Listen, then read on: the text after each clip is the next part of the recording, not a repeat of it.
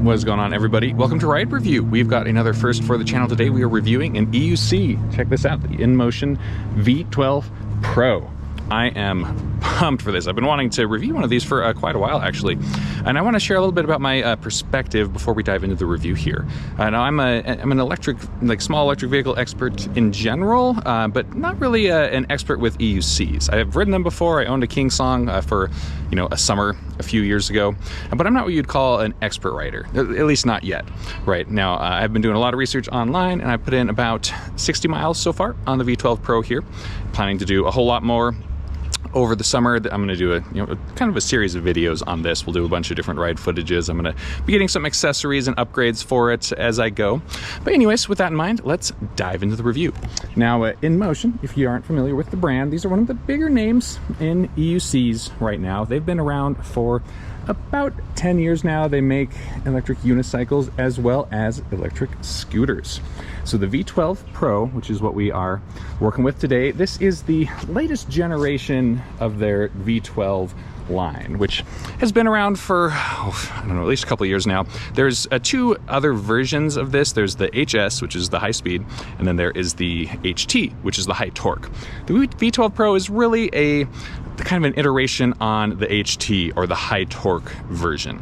It has the same top speed, 37.3 miles per hour, same motor with starting or nominal wattage of 2,800 watts and then a peak wattage of 5,600 watts. Quite massive. This has way more torque, 160 Newton meters of torque, so it can accelerate faster, it can climb hills even better. What else? There's not a ton of changes for this from the V12 high torque. Some of it's cosmetic, right? If you look on their website, it'll say CMF, which actually stands for cosmetic materials finish. And so the main change is that it's more orange. We've got orange up here and on the sides, inside of the wheel here. I like it. I'm a fan of orange. It helps it to stand out, be a little bit more visible. But if you don't like orange, that's maybe a little bit of a bummer. Other than that, there's some changes on the inside. Really, this is sort of a change that's focused, or an iteration to the design that's focused on safety, interchangeability of parts. It has a new controller, the new Raptor controller. It's more efficient. That's also how they get the higher torque. And then their MOSFETs are upgraded. If you're familiar with INMOTION EUCs, then you know that older versions of the wheels, the V12s notably, I had an issue with the MOSFETs. MOSFETs are it's like a field something or other transistor. I don't really understand all of the electronics, but what it boils down to is that the older wheels had MOSFETs that were not rated for the high voltage of the battery, and so if you push the wheel to its limit, the MOSFETs would fail, the board would fail, it would cut out, you'd have a nasty crash, not a good time. So we've got new MOSFETs in here. The only other change that I was able to confirm that's here is the speaker system. It still has a quad speaker system built into it, quite loud, good sound quality, not a ton of bass, but still, gets the job done. Now, it is now a multi-speaker setup, which means you can, I assume, pair this with different wheels, presumably different V12 Pros, maybe with other single speaker wheels. I'm not sure, but the idea is that if you have a group of people, you can all kind of be synced up, everyone's speakers playing the same thing. Pretty cool conceptually. How often are you going to be able to use it? I don't know. I haven't found other people in my area to ride with yet to even try it out, but if I do ever get to try it, I will let you know how it goes. Okay, so that's that covers it for what's new for the V12 Pro. So let's just run through what this wheel has got on it. A lot of this it shares in common with the other wheels from the V12 line, the HT and the HS. It has the same wheel as the HT, which is a bit more knobby, a bit more grippy. This one is better for off-road. It's going to work well on city streets as well, but it's designed with off-roading capability in mind, especially with how much torque this thing has. It's awesome. And it's a nice large wheel too, 3 inches in the width of it here, and then 16 inches in diameter. So not the biggest you can get on an EUC, but on the bigger side. I've ridden an 18-inch one before, and this one honestly does feel pretty similar. The foot pads are nice and sturdy, if a little bit small. If you have bigger feet like me, I might upgrade these to something bigger. One nice thing on here is that they are adjustable. You'd have to loosen up these 3 screws right here, and it's at the highest position right now, so you can drop that down quite a ways if you wanted to go down to the lowest position. Now, it can be easier to learn on if it's down low, and that can be kind of nice for commuting if you're just riding in the city. But if you are going off-roading, then you definitely need it up at a higher position. I've just left mine there because that's how they are when they ship to you. and I find it pretty easy to ride like that. But you know, if you're just learning first time, maybe drop that down a bit.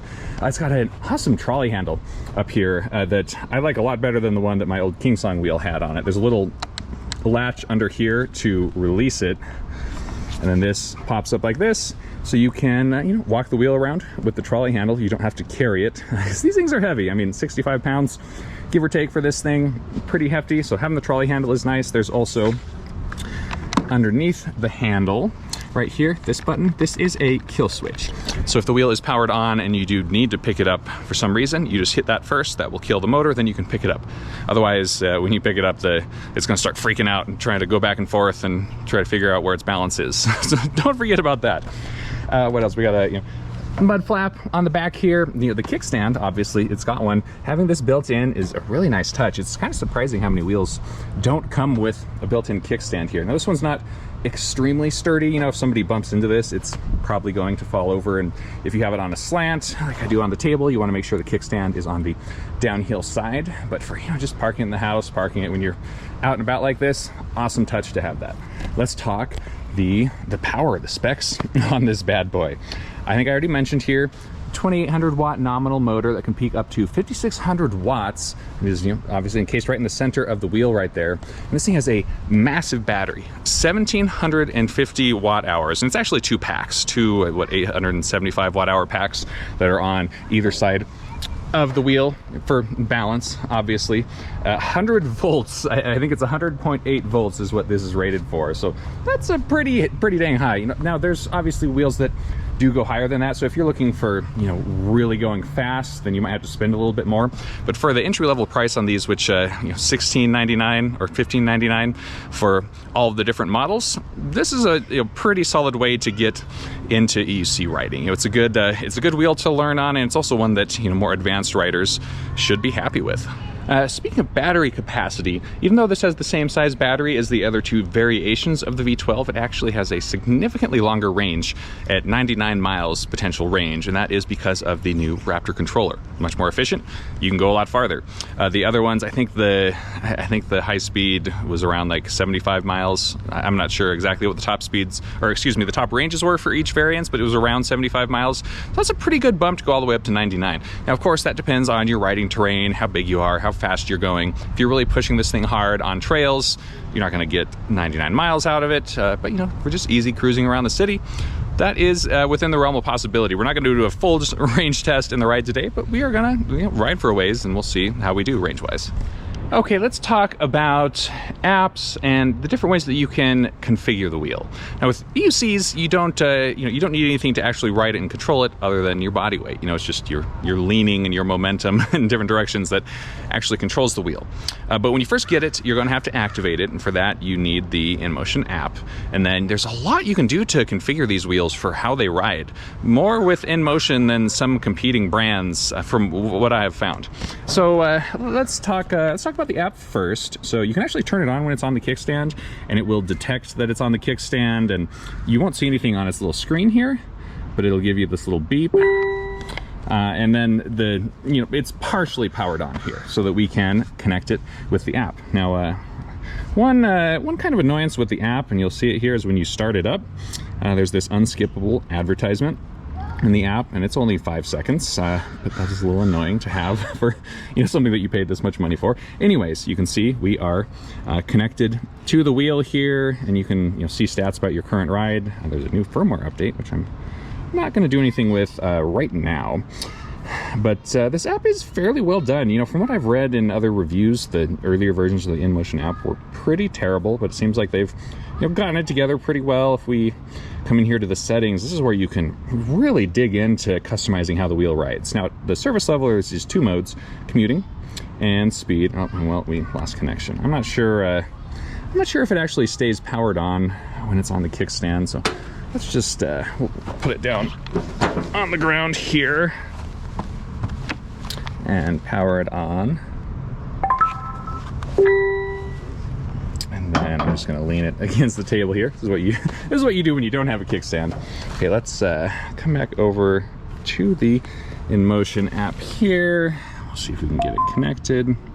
I've noticed it can be a little glitchy with connecting sometimes. The second day I was riding this, we just wouldn't connect. I don't know why. There wasn't any, it was just failure to connect. But it's been working ever since then.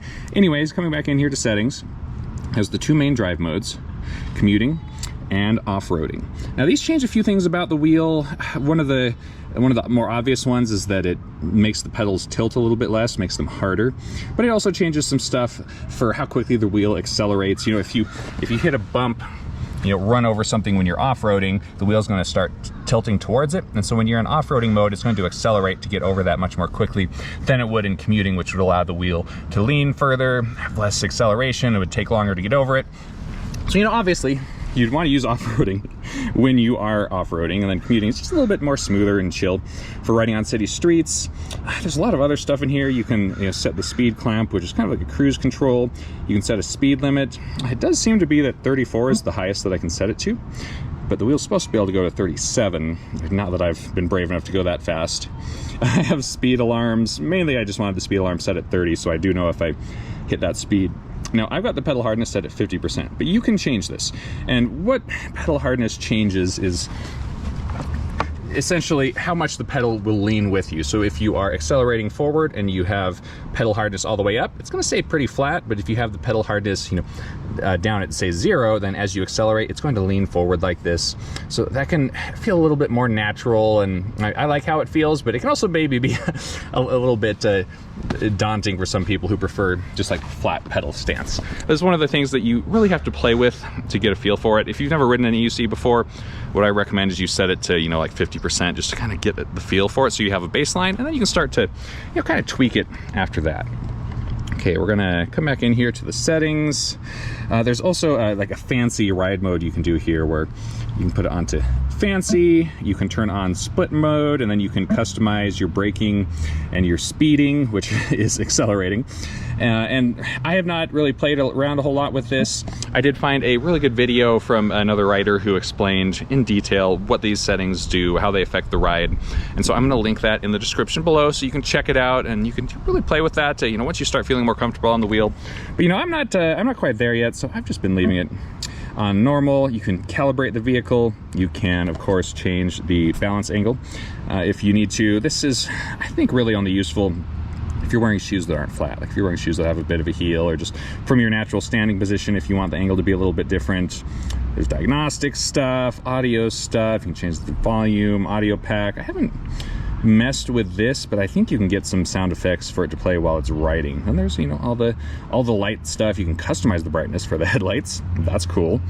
You can have an automatic low beam turn on, automatic high beam stuff. I mean, there's so much that you can configure for the vehicle settings here. Transport mode, so that if it does get turned on accidentally while you're transporting it in a car or something, it won't turn on. No load detection. I might have to turn that on. That'd be nice. Assist and balance. There's so much stuff in here that I have not even touched yet. I may do another video with a deep dive just to explore these and stuff, explain what some of them do. But you know, there you have it. You've got a lot of options to work with in the INMOTION app. If you don't like the INMOTION app, there's alternatives out there. If you're on an iPhone like me, you can use something called Darkness Bot, which is really awesome. You can configure a lot of stuff about the wheel. I don't know if it's quite as in-depth for this wheel as the INMOTION app, probably not. One cool thing on Darkness Bot is you can add some fun sound effects as well. So if you want to make it sound like a Tron cycle or like a motorcycle or something, so that it plays sound while you're riding, which is nice just for people to be able to hear you. You know, of course, you can also play music, which I do a lot. I'll just play like something chill and kind of lowish volume, so that as I get close to people, they know I'm there. Okay, other control options on here are your little touchscreen that is built into the top of the wheel right here. Now this you know, displays your speed, your voltage, your available mileage, your battery percentage. You can swipe it over to the side and you can see, you know, the stats for the current ride, which you know, we haven't been riding at all since I've turned it off and then on again. Seeing the board temp, kind of nice, 58 miles total on it. If we come back over here, we can go into the settings. It's a little bit finicky to get it to press sometimes.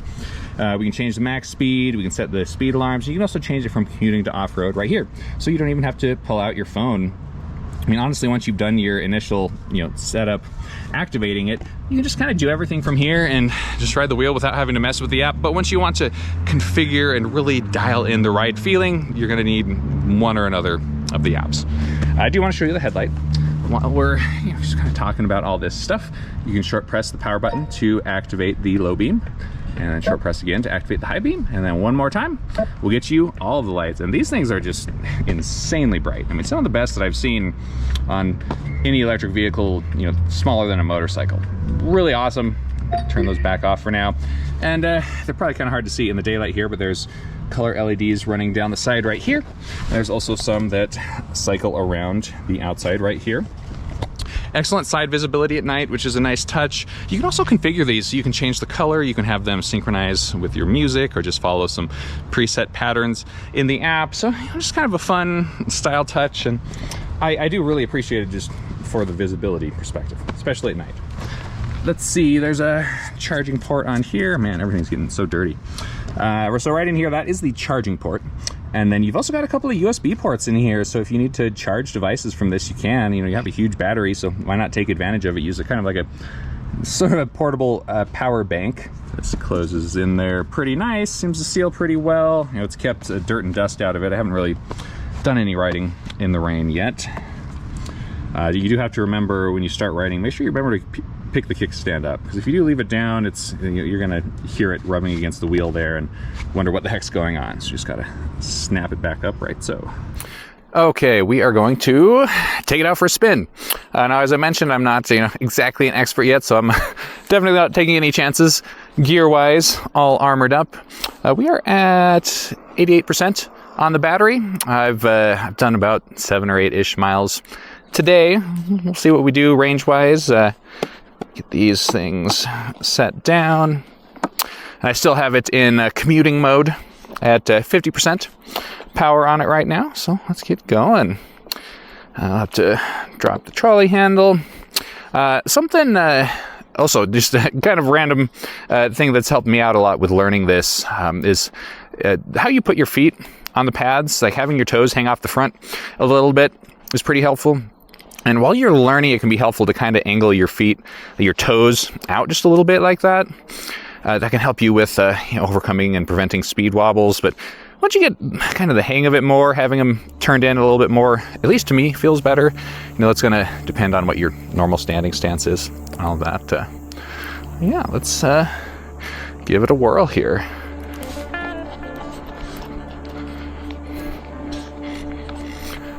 I'm still working on my mounts and dismounts, as you can tell. Here we go. We are cruising. It's nearly completely silent. You really can't hear anything coming from the wheel outside of just the sound of the actual tire itself on the pavement, which is, both good and bad. It's not obnoxiously loud, but also people can't hear you, so you'll have to use audible signals to let people know you're passing. That's why it can be kind of nice to use the music or use the app like the Darkness bot app to play some kind of fake motor sounds, just so that people do hear you. Because even when you really push it and get accelerating a bit faster, you don't hear anything. The motor is virtually silent. Okay, I've got it set to 0% pedal hardness now. We're still in commuting mode. I just wanted to show what the difference is for this. So I'll slow down here and then accelerate kind of hard. Then I'll brake. Do that again.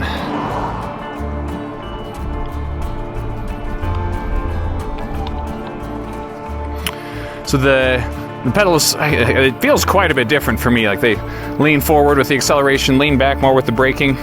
I actually kind of like this better than the 50%, honestly, now that I'm playing around with it. But I'm going to switch it over to 100%, just so we can have a look at the difference. All right, so here we are at 100%. So if I lean forward, it doesn't feel like the pedals are really moving at all for me. And we'll brake. Ooh, getting some wobbles. It feels a little bit harder to control like this, but that might just be because I'm not used to it. keeps them just a lot more stable. And I know that off-road mode tends to, it's about 30% harder pedals than, you know, the equivalent level in commuting mode. I'm not sure what the reasoning is behind that, but it is going to be a little bit stiffer if all you do is just switch it over. Okay, we're still in commuting mode, but we're gonna do a little jaunt on the off-road here, just for the heck of it. I'm gonna try this section in commuting mode and in off-road mode just to see how it feels. This isn't very extreme off-roading here. I mean, it's like a, you know, dirt road with a little bit of rocks and gravel, but there's, you know, there's not any significant bumps or you know, no logs or rocks or anything like that to have to roll over. And so far, it feels solid. I mean, you know, I'm not going, what are we going, you know, 12 to 15 miles an hour here, so we're not going crazy, but the traction feels good on this road. I'm bending my knees down just a little bit more than I do on the pavement. It's one thing that you'll notice if you're shopping around for different wheels is this does not have suspension. It seems to be considered like it's one of the, like a really solid do-everything wheel, except that it doesn't have suspension, which I don't think is a big deal, and it might actually be good if it's your first wheel, because it's going to teach you how to bend your legs, how to sort of create your own suspension with how you're positioning your body. If your first wheel is one with suspension on it, you don't learn how to do that, you could mess your legs up, because you know, if you take too big of a drop, or you know, just your suspension breaks, then you don't want to get messed up. Anyways, I think it's fine without the suspension, but I haven't ridden one with suspension to compare. All right, we're kind of at the end of our little dirt segment here. So I am going to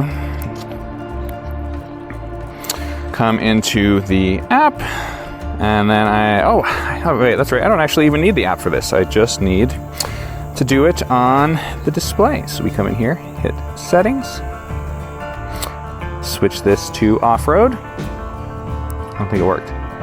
Off-road. Did it work?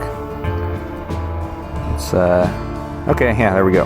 I don't know if this is true, but I've been told that after changing it from commuting to off-road, vice versa, you have to lift the kill switch handle and then let it go again to get it to actually switch modes.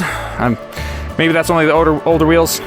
Don't know for sure, but anyways, now I didn't change the pedal hardness, so it's still set at 25%, but it will naturally get bumped up a bit. So now I just want to do the same section. We'll see if it, if it feels any different. I still have trouble just kind of getting my feet into the right position when I jump on. Anyway, the acceleration feels different. I can tell you that right off the bat. I get, if I start to lean forward, I get acceleration kicking up a lot more quickly. In terms of just general comfort, it doesn't really feel any different. Yeah, I think mainly just kind of that responsiveness of both the throttle and also the brake. Like I can feel the brake kick in quite a bit more quickly. Let's see if we can find some a little bit rougher road to ride on here, because this is easy. It doesn't feel challenging in terms of the traction or the whoa. Of course, as I say that, I get a little bit of a speed wobble. All right, now we are going to detour off here onto a little bit rougher terrain. Whoa, this is actually this is very soft sand. That was a lot more challenging than I was expecting. Whew, we're still cruising. Yeah, I can feel it sliding around a bit on the softer sand sections.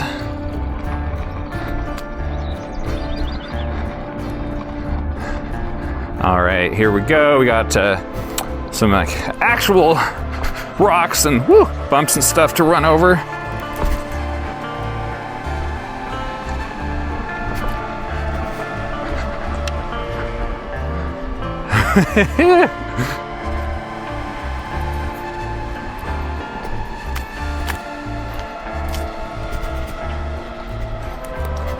Oh, there we go. There's a steep incline. Oh, we're going.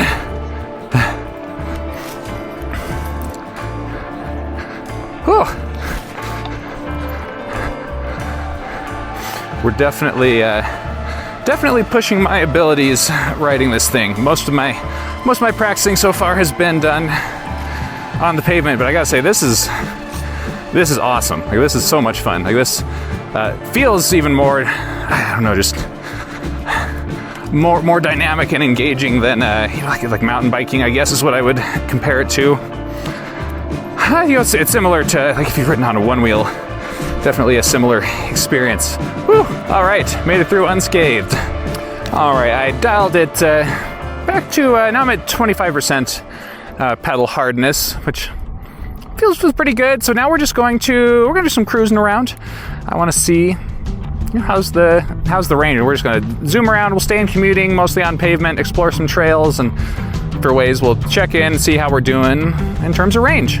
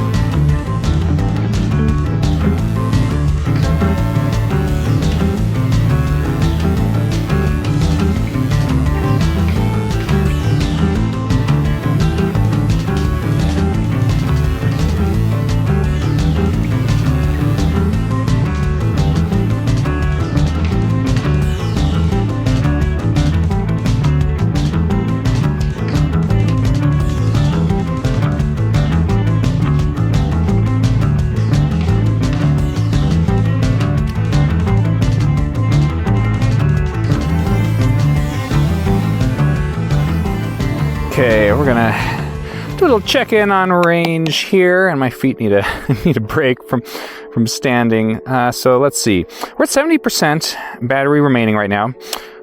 Let's see, we started today with 51 miles on the odometer. We are now at 71. So we've done 20 miles of riding, ate up 30% of the battery or so. So, you know, keeping on that, just that current track, that means we'd be able to do, you know, 60 to 70 pretty easily.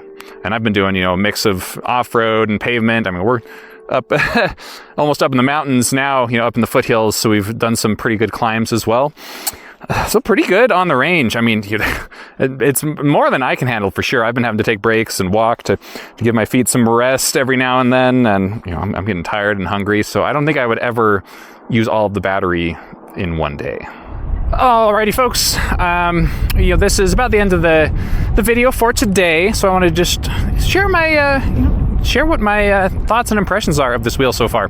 Now, as a reminder, this is a first impressions video. I'm going to be making a lot more videos on this. I plan to be an expert on this thing by the end of the summer, so I'll be putting out another video every month or so to share my experience, get some more ride tests and some more extreme stuff.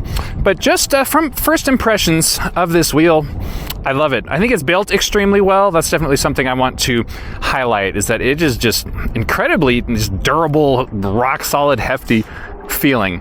It's I've dropped it a few times while I was getting the hang of it, and I've had a couple pretty decent crashes where the wheel went bouncing off on its own, and I mean, it's definitely got some scrapes on it, but it seems to be totally fine. So check for the durability, but also I love the design of this wheel. I think it's built very well in terms of how you interact with it. I think having the touchscreen that's mounted on it so that you can do kind of your basic configuration stuff, control your lights, change your riding mode, adjust your speed alarms. Being able to just do that on the wheel without your phone, awesome.